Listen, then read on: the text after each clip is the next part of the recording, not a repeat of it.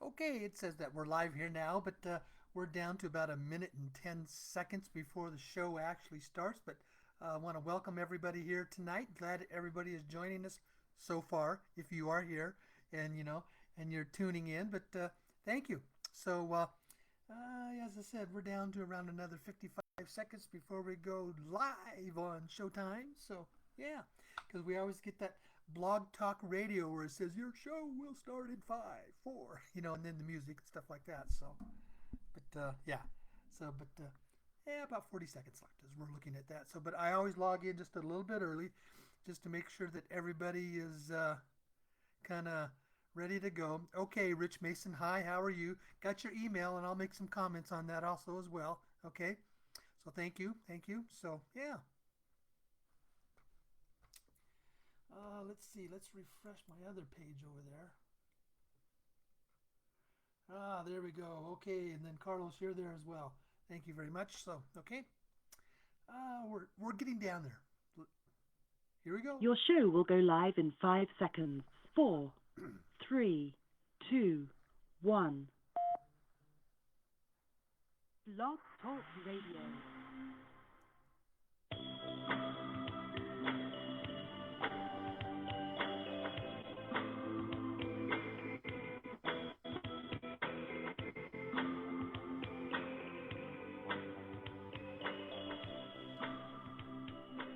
Well, good evening, folks. This is Dave Schmidt. I'm your host here again tonight.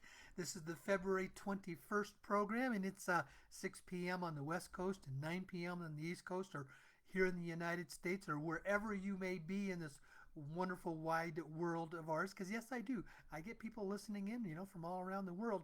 And just as a side note, in fact, last year I made 9 trips overseas. I went to India twice, Africa 3 times, Norway twice, and London once. And I'm trying, was there anywhere else in there? But I did a lot of traveling last year overseas, but won't be doing as much this year.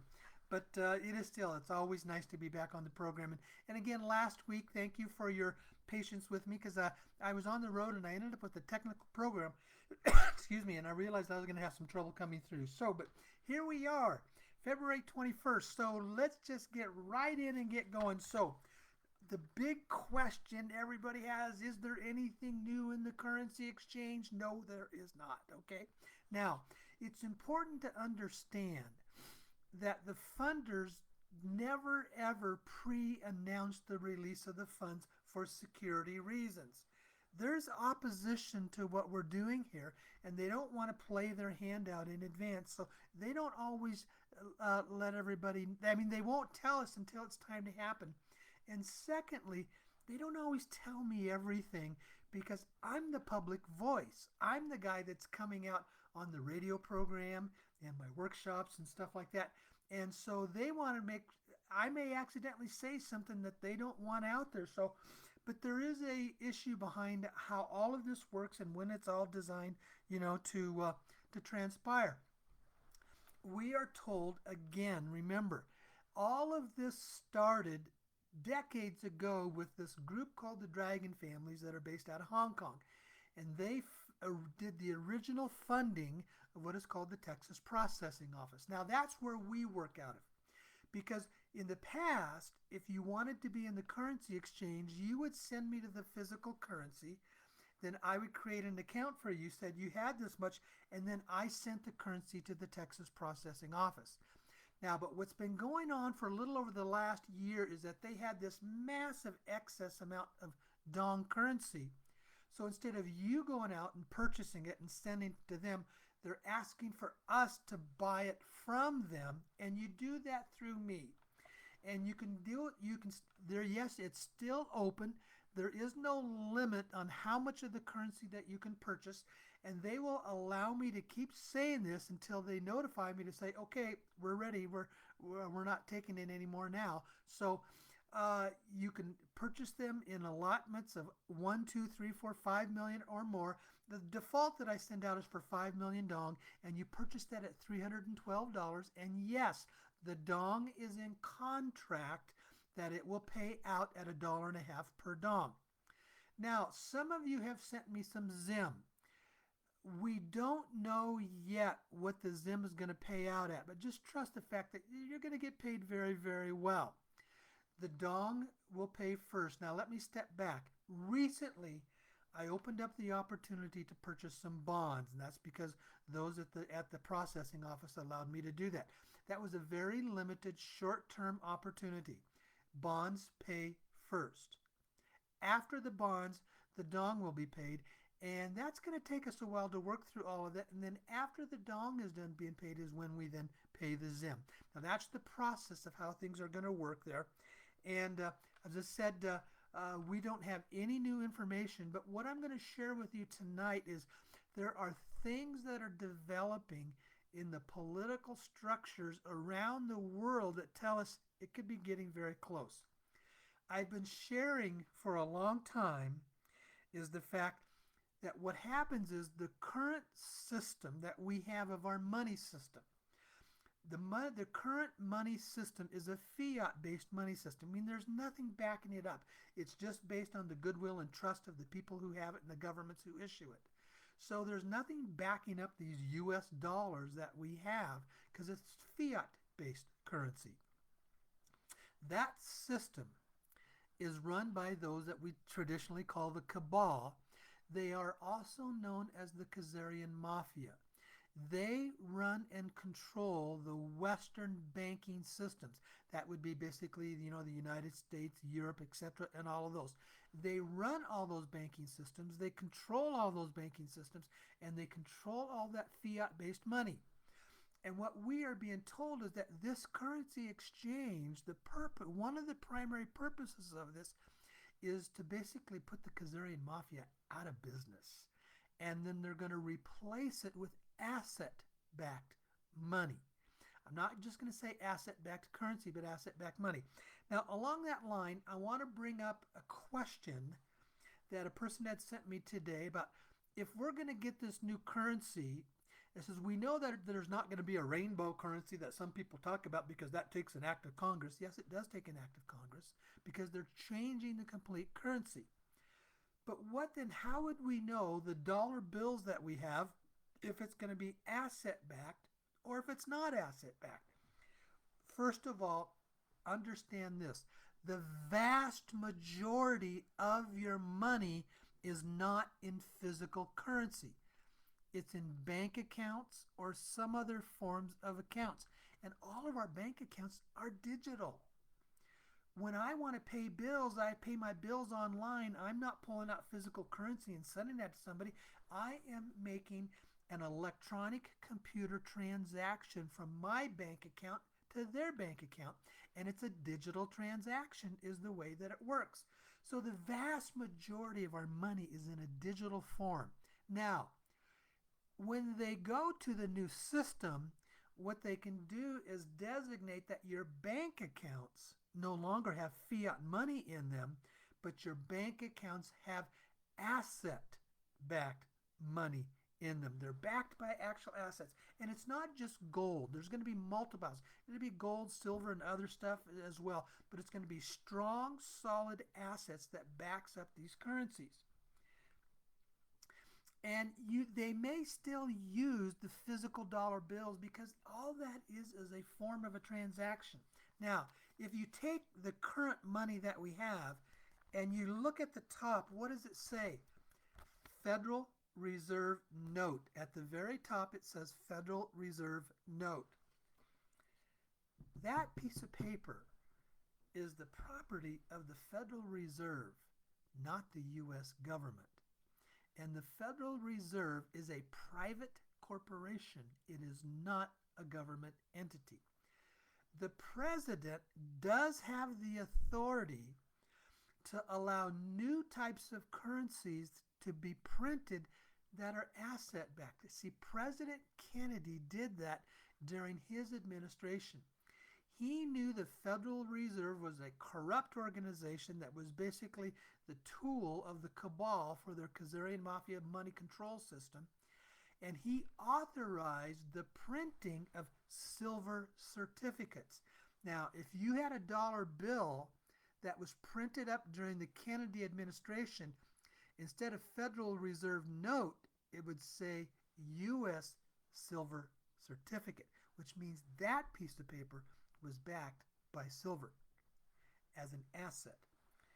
And so that is what we may do. We don't know how, I don't know all the details about how they're going to choose to do that, but just trust and know the fact that the president has the authority, as long as he's not changing the form of the currency.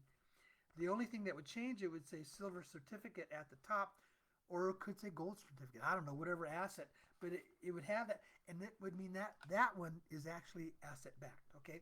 Now we don't know the whole rules, and I don't understand all of it, how it's going to happen.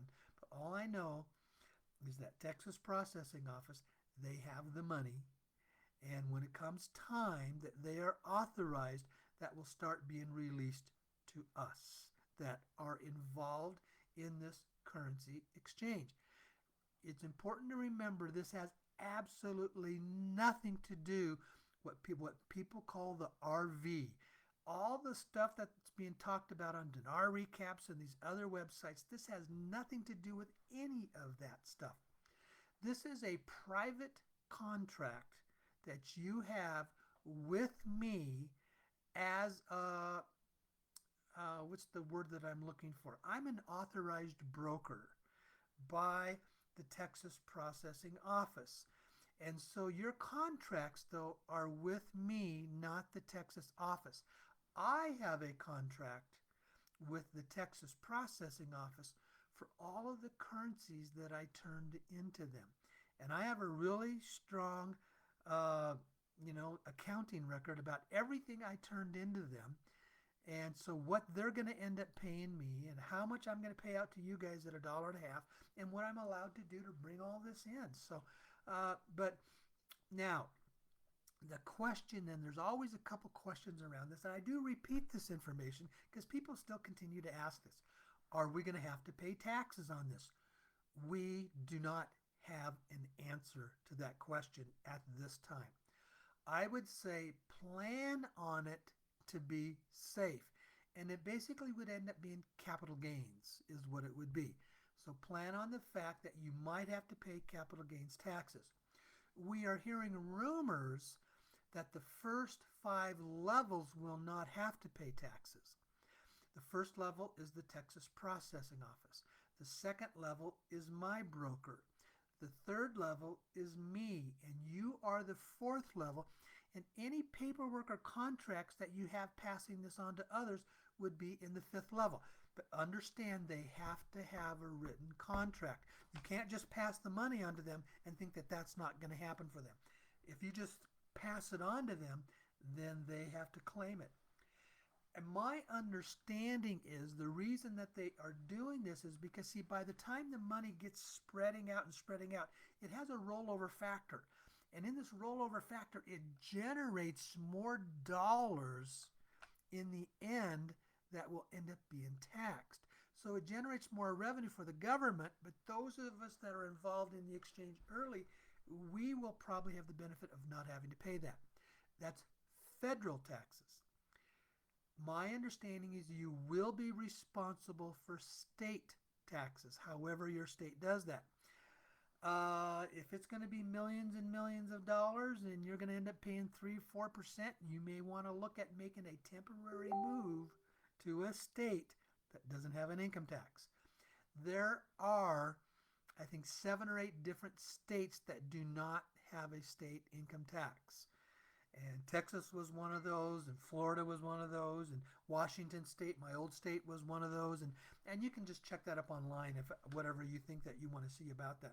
But there is some possibility that might happen. Now, Elizabeth, you can say that you can barely hear me. Everybody else is telling me that it's fine, so it's your computer system on your end, because I've got my volume turned up way up here. And so I would say you need to turn up your volume on your computer because everybody else, I'm getting lots of people that are saying, I'm just fine and everything is good. So your sound system may not be coming through very well. Okay, so that means you'd have to turn up your volume on your end. So that's the scoop there. Now, one of the things I wanted to talk about tonight, and I'm just going to share this briefly, is about where is the real power of the political system that we have in our country? As you know, I spent 12 years in the Washington State Legislature where I ended as a state senator. So I spent 12 years as a state, elected official. And I remembered when I was very first elected for the very first time when it had been would have been basically said you are officially the winner of this election, but I was still a good month and a half away before I went into my office at our state capitol in Olympia, and I didn't even know where my office was going to be. And this young guy that was a reporter from a weekly news, officials that have the power to make and pass law, and they determine our federal budget. You think that as your elected representative, and as that all of a sudden that person is going to be extremely powerful, but folks, they aren't. The vast majority of those elected officials are what I call seat fillers. There are 5 people in the U.S. Congress that are the real power brokers because they have a quasi veto power of anything that comes before them. Now, what does that mean? Anything that is going to happen has to be in the place of a bill. And most of these bills, a lot of them, if they're going to be effectual, they're going to cost money. So, which means an appropriation has to be classified and designed for it as well. So, the Speaker of the House has the power to say, this bill isn't even coming up for a vote. The House Majority Leader has that same power because the House Majority Leader chairs the committee that is going to determine what bills are going to come to the floor for a vote. And then you have the Appropriations Chairman. You may have this nice, wonderful bill, but it's going to need some funding in it, and the bill gets passed all the way through the House, but the Appropriations Chairman says, I'm not giving any money to that. And they, as those power positions that are elected by their colleagues, they have that ability. Now, you can get enough support from all your other members to override them, but folks, they're only going to let you do that 1 or 2 times before the leadership will basically put you in the back seat in a back chair and you will never be heard from again. So in the House, it's those 3 people are the power people: the Speaker of the House Majority Leader, and the Appropriations Chairman. And in the Senate, it's similar: the Senate Majority Leader and the Chairman of the Finance Committee. Those 5 people have quasi veto power over anything that comes before them. What that really means is if you're not in the good graces of those 5, your stuff really doesn't go anywhere. And you don't have hardly any power as an elected official. You're just a seat filler. That's the reality of American politics. And then so you have those 5, but then who controls those 5? And the controller of those 5 folks are the people that have the money. At the end of the day, it's the money that has the power and control of what gets through our Congress, what bills get passed into law, and also what gets funded. It's the power of the money. Those who control the money are the ones that really control what goes on. The Rockefellers, I should say the Rothschilds, had this famous quote back in the late 1800s. They said, whoever controls the country's currency controls the country regardless of what laws they pass. And the Rothschilds controlled the currency of Great Britain. And in the United States, it's basically controlled by the Federal Reserve, which is a private corporation, and it's controlled by 4 families: the Rothschilds, the Rockefellers, the J.P. Morgans, and the Warburgs out of Germany. Those 4 families basically control the Khazarian Mafia fiat currency system of our world. Now, what's nice is that's starting to change. Now, I'm going to read you some reports again that came out of Ben Fulford in his last couple of weeks. I'm just going to read from this. The first one is the one that just came out just recently. And first of all, Ben Fulford has been reporting for over 2 to 3 years. The man that we call the President of the United States, Joe Biden, is a fake. The real Biden has been dead for almost 4 years. This man is a fake. He wears a mask, or he has actors that are portraying him. And all you got to do is watch throughout the internet all the different pictures of him, and you start seeing the inconsistencies. And every once in a while, the mask guys will show up with the crinkles in the neck of the mask. And you can solidly say, this isn't the real guy. So who's really running the show there? The power money people are running the show with this fake guy that's posing as the president.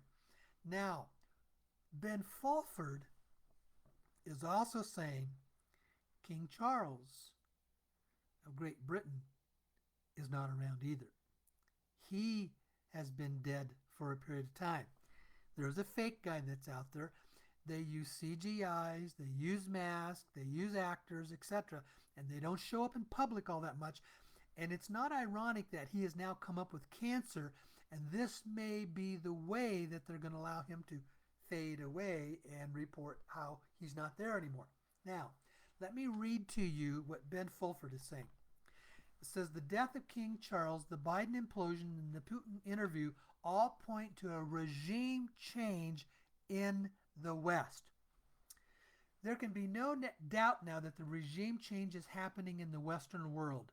The signs of this include the death of King Charles, the implosion of Joe Biden, the removal of the U.S. Defense Secretary, and the big Putin interview. The peasant revolt by farmers all across Europe and the now spreading to places like Canada and India are other signs of this. We are also getting preliminary reports from Polish intelligence that many Khazarian mafia leaders, including Arch-Satanist Victoria Nuland, were killed in a missile attack after they fled to Ukraine last week. Let us start with the announcement that King Charles has cancer. Royal family sources tell us he was already dead at the time of his inauguration. This was staged a satanic 6 months, 6 weeks, and 6 days after the murder of Queen Elizabeth to help turn British public opinion against him. A formal announcement of his death is expected soon. The sources say Prince Anne will become the de facto British monarch afterwards by acting as regent for Prince William's 10-year-old son George. Anne is a good person who has been working with the White Hats for quite some time now. Now let us look at the controlled demolition of the fake Biden presidency. Special counsel Robert Hur has declined to prosecute President Biden in part because he was an elderly man with a poor memory. In other words, Hur said Biden was mentally unfit to face trial. That puts the so-called leader of the Western world below the dumbest and most mentally defective person in the entire U.S. prison system. This actually might be true if you look at all the gaffes. Just last week, he said he talked to the dead French President François Mitterrand and dead German Chancellor Helmut Kohl, and he also called Egyptian President Sisi the President of Mexico. Since Putin started his interview with a mention of the kings who destroyed the Khazarian Empire and turned Russia into a Christian state, it is clear he was deliberately dancing around the Khazarian mafia elephant. However, he did say the current rulers of Ukraine idolized people who were exterminated Poles, Jews, and Russians.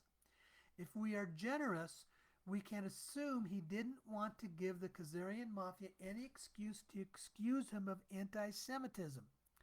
There can be no doubt, though, Putin's people left enough hints for people to figure out Russia has been fighting a centuries-old plot to create a greater Khazaria.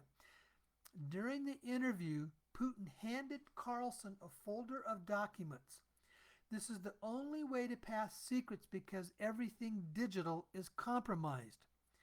It says our own FSB sources confirm the real aim of the which defines gold as money and everything else as credit, we cannot fully understand why the only escape from individuals from the growing financial calamity faced by America, Britain, Europe, and Japan is to sell credit to buy physical gold, bullion, and coin. As to the danger, you would have to be blind not to be aware of the mounting instability in our credit system.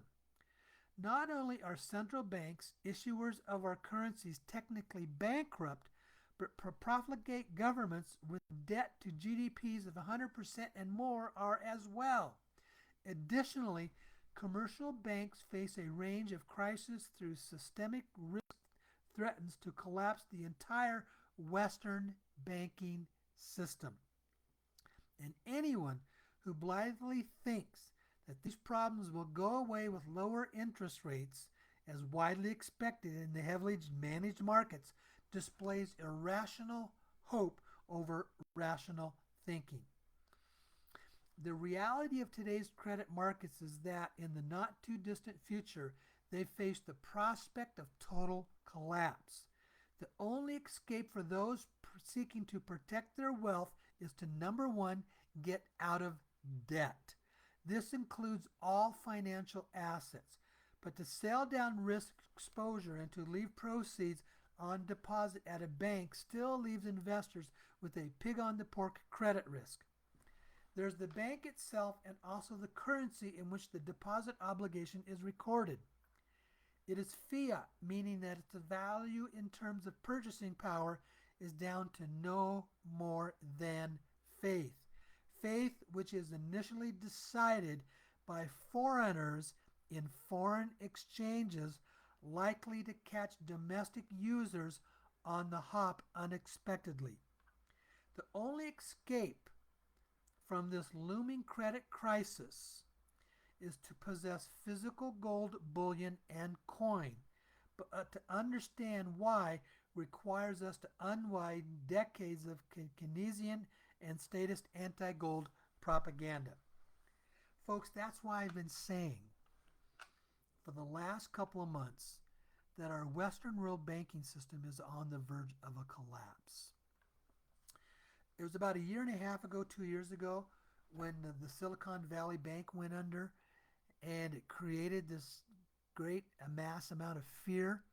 What has happened since then? There have been trillions of dollars that people are pulling out of their bank accounts because they're fearful that the banks may still collapse. Because if you got your money in a bank account and that bank collapses, you could end up losing a ton of money. Because the laws that passed, what was it, a decade or so ago, it means that the bank owns your money in your bank account. And if they're on the verge of collapsing, they can take your money out of your bank account and then they issue you stock in a bank that's almost worthless, hoping that it will come back and the stock value will go up. That's what they do. That's why I have been encouraging you, if you have what is called discretionary money in a bank account, get it out. Now, I've been purchasing silver. Silver will still hold its value just as well as gold. I've been purchasing physical silver, and I am moving some of it into my cryptocurrency account, because that account is not in a bank. Okay, your money would be safe with that cryptocurrency company, and I use Coinbase because they are the largest and the safest cryptocurrency company in the world. Now, folks, that's the bottom line. That's what I've been talking about, how important it is for us to be able to move into this new system and to protect your money. Now, I don't know what's going to happen and how the system is going to work when we get in our funds and we have this asset-backed money. I don't know all those details. All I know is there are lots, and what Ben Fulford basically is saying here, he's basically summarizing what lots of other financial experts have been reporting. The Western banking system is about ready to go under, and it's a fiat system, and it's back to that bold statement that I said, the real reason for the Russian war in Ukraine, ancient Khazaria, is to defeat the Federal Reserve Board and their Khazarian mafia owners like the Rothschilds, the Rockefellers, the Morgans, and the Warburgs. Those are the primary owners of the Federal Reserve System, our fiat currency money system. So, let me go back to my notes and see if I have I think I've talked about everything that I wanted to talk about tonight, okay? And so that's kind of the program again tonight. We've been going for just a little over a half hour. And again, that's kind of like where I keep to hold it. If any of you have some questions or you would like to make some comments, you can call in on Blog Talk Radio. And that number is 515-605-9356. Again, 515-605-9356 for Blog Talk Radio. Okay? And let me see here, and let me scan through some of the stuff that came up here on Facebook. If there's any questions there that I basically need to go through. All right. Let's see.